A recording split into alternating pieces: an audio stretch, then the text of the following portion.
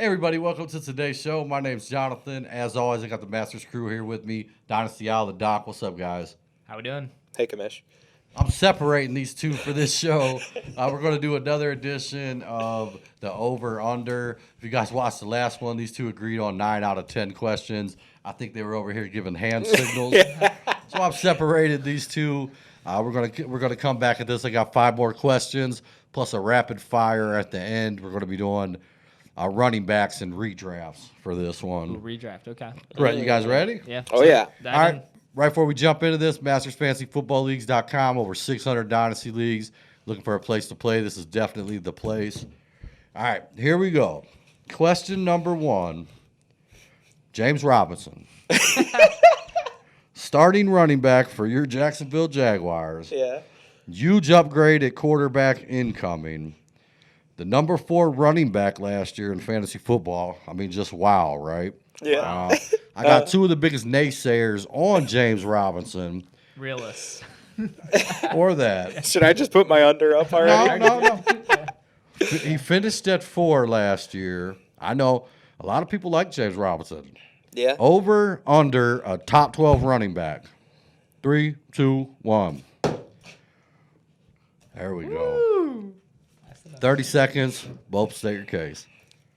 So I mean, as much as I've put hate on James Robinson, I mean, he's durable and he gets a lot of touches, and I don't see that changing a whole lot because the running back room is pretty bare right now besides him. Their GM kind of said the same, so I would expect him to draft somebody, but at the very least, he'll be the touchdown go-to guy, I would think. And then, yeah, we know he can at least catch the ball a little bit, so, maybe a decrease in numbers, but I don't think he falls out of the top 12.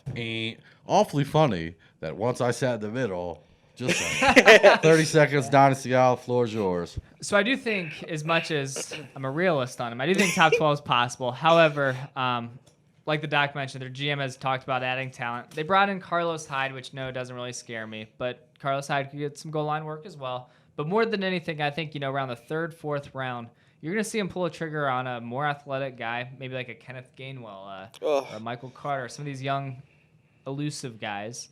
Elusive's not a word that I think fits James Robinson well. So yeah. I think, mid-round running back's going to come in and give him a competition. We like Laviska Shenault to get some rushing opportunities in this offense too. So I think top 15, but not top 12. Yeah, and James Robinson was elusive last year, but only to you during free agency on waiver pickup. You missed out on him. The rest of us benefited. All right, and maybe that's why he doesn't like him that much. Yeah. Going to move on to the next one. Next question. Clyde Edwards-Helaire. I mean, pretty much the number 1 consensus. The consensus number 1 in every rookie draft we did last year. An okay finish at 21 overall. I myself was pretty disappointed. I'm not sure both of you were disappointed. Yeah. I know I was. Yeah, I was. Coming into next season, still a lot of hype for him. I got a question. Over or under a top 10 running back finish for Clyde Edwards-Helaire next year? 3, 2, 1, go.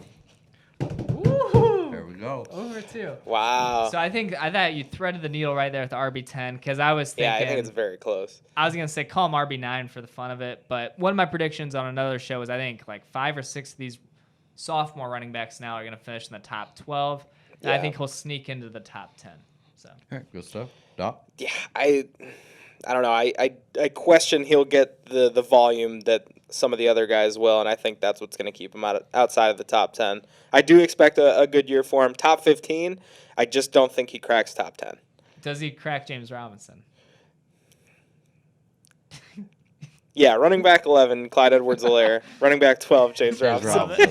He's making bold predictions here. Spot on. Well, considering I said Clyde would be number 1 last year, that was my hot take. Yeah. That didn't really pan out. I was about 20 off the pace. All right, good stuff. Off to a better start because I wanted disagreements. So here we go. All right, going to move on to the next question here. Michael Thomas, the number 1 wide receiver in 2019.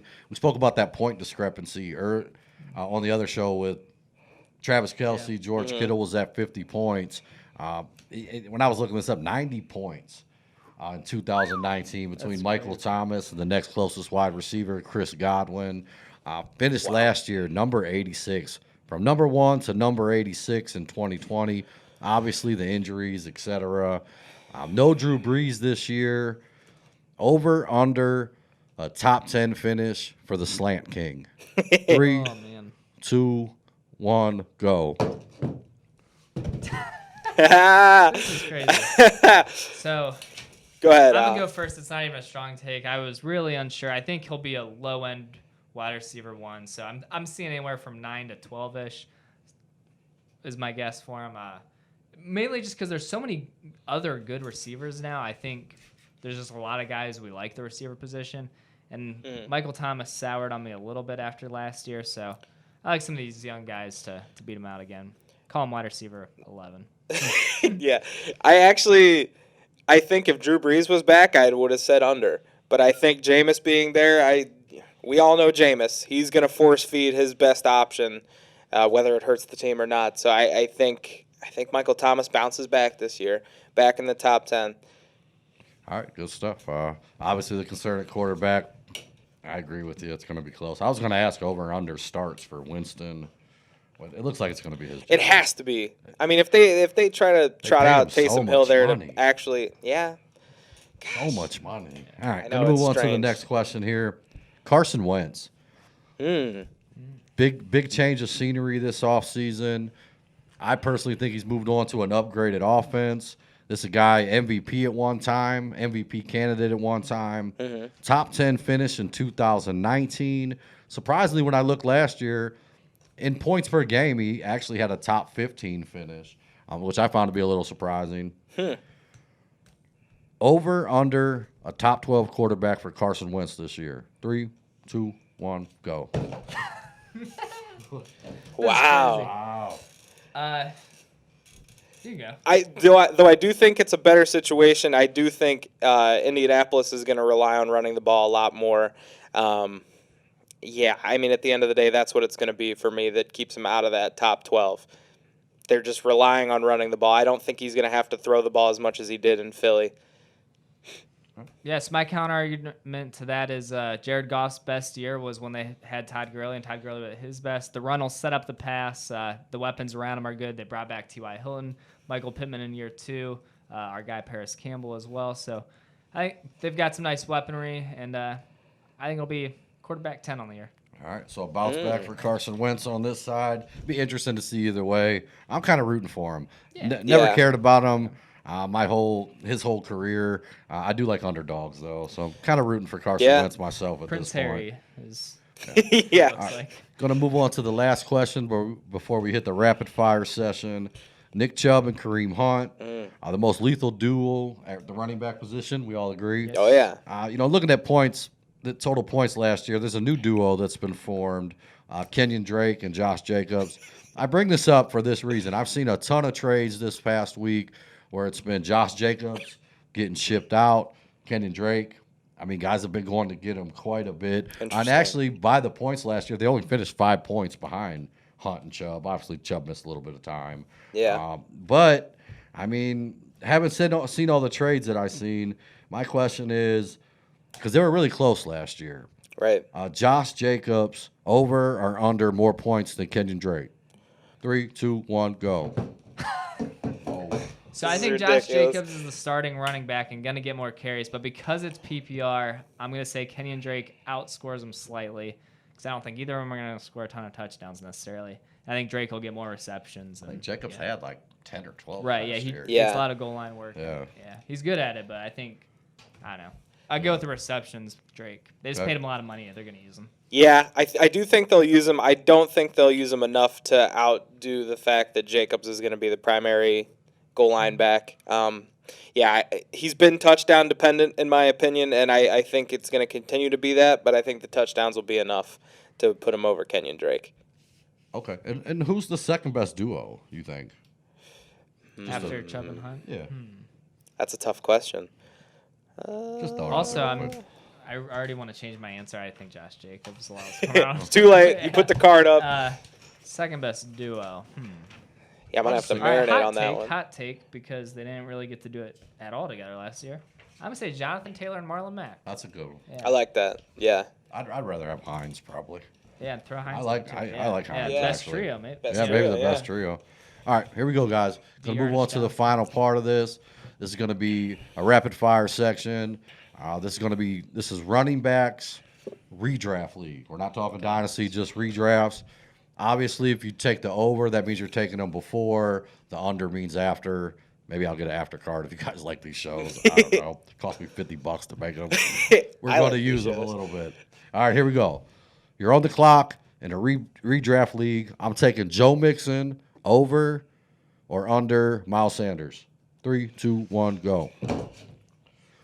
This is crazy. I said Joe Mixon because the situation in Cincinnati keeps on improving, whereas in Philly, I don't know. I mean, they ship off Carson Wentz. I'm just a little worried about this Jalen Hurts-led offense. I just think it's going to be a little ugly. I mean, it'll be fun to watch, but just, I don't know. I feel like Cincinnati's building a really strong offense, a lot of touchdowns in Joe Mixon's future. So I'm going to say Joe Mixon. Yeah, I made a mistake because as soon as I was thinking about what I was going to say, the first words going to be out of my mouth were best long-term is Miles Sanders, and that's obviously not what this is. This is redraft. Even, I'll argue it anyways. Miles Sanders' numbers really jumped up when Jalen Hurts took over. I do think they'll be getting a lot of their offensive line back from injury, so that's going to help a lot as well. And yeah, I do think it's going to be close anyways. But yeah, I kind of gave you more a dynasty take than a redraft take. Kind of funny. I'm like sitting here guarding these with my life from these guys. I just can't believe we went 9 for 10 together the first show, and now we haven't had a single one. Crazy. Yeah. We got into a fight in between. I wonder shows. why I sat in the middle. All right, here we go. 2 guys that neither one of these guys like. You're on the clock, and you got to pick one of them. I'm taking James Robinson over or under David Montgomery. 3, 2, 1, go. There it is. All right. We agree on how much we hate James Robinson. We differed on the first James Robinson question. Yeah. I Yeah. think this was going to be interesting. Redraft league, running backs. You're on the clock. I'm taking Jonathan Taylor over or under Derrick Henry. 3, 2, 1, go. Different. Can't do it. It's tough. I know. I almost put over again because I was thinking dynasty, but I think this is probably Derrick Henry's last year of producing at the level he's been at. I think he edges Taylor out by just a little bit, and I think it'll be the last year it happens. Yeah, honestly, just looking at last year's numbers, it's hard to argue. But I mean, Jonathan Taylor really did come on strong at the end, and I just think if he builds on that, he could do it, but it's a long shot. I think it's more likely Henry does it. I like it. Yeah. I'm actually going to go with Henry just based on what we said earlier with the 3-headed monster. Yeah. Either way, a 2-headed monster. Yeah. I mean, not too much competition. I might change my answer on that one. There is Henry. none for Henry. I still think it's a close. Yeah. It's a very close call either way. All right, next one. Redraft, running back. You're on the clock. I'm taking Leonard Fournette over or under Ronald Jones. 3, 2, 1, go. There we go. Got an agreement. You guys both took Fournette? Yes. I figured. Yeah. Playoff Lenny. All right, last question. On the clock, redraft running back. I'm taking Dalvin Cook over or under Alvin Kamara. 3, 2, 1, go. This one's tough. There we go. Very tough, yeah. Super close. Yeah. Do we argue these? Yeah. I'm a Kamara guy through and through. I have been. I think he's more durable, can get more in the passing game. Touchdowns is really where they differ, but at the end of the day, I'll take the durability and the receptions. Yeah, I love them both. Both Drew Brees gone, I do worry a little bit about Kamara just because when Taysom Hill was starting, Kamara did have a few games where he was only averaging like 14 a game. Dalvin Cook is just so good right now. Long term, I still think I like Kamara better, but redraft, I'd go Cook. Yeah, good stuff. Fair. And I get it; they're both close, but hey, man, these are decisions guys are going to be making here coming up soon on the clock. I'm glad we disagreed some more. Yeah, me too. Yeah. All right, that's going to wrap up this show. I'll probably be sitting in the middle of these two on these shows going forward. We'll see how that goes. Thank you guys so much for watching. If you could hit the like and subscribe button. As always, the show, it's here because of MastersFantasyFootballLeagues.com. It's the same reason we're here. Best fantasy football company around. 600 dynasty leagues. We've never folded a single one. Any last words, guys? No. Thanks for listening. That's it. Thanks for listening.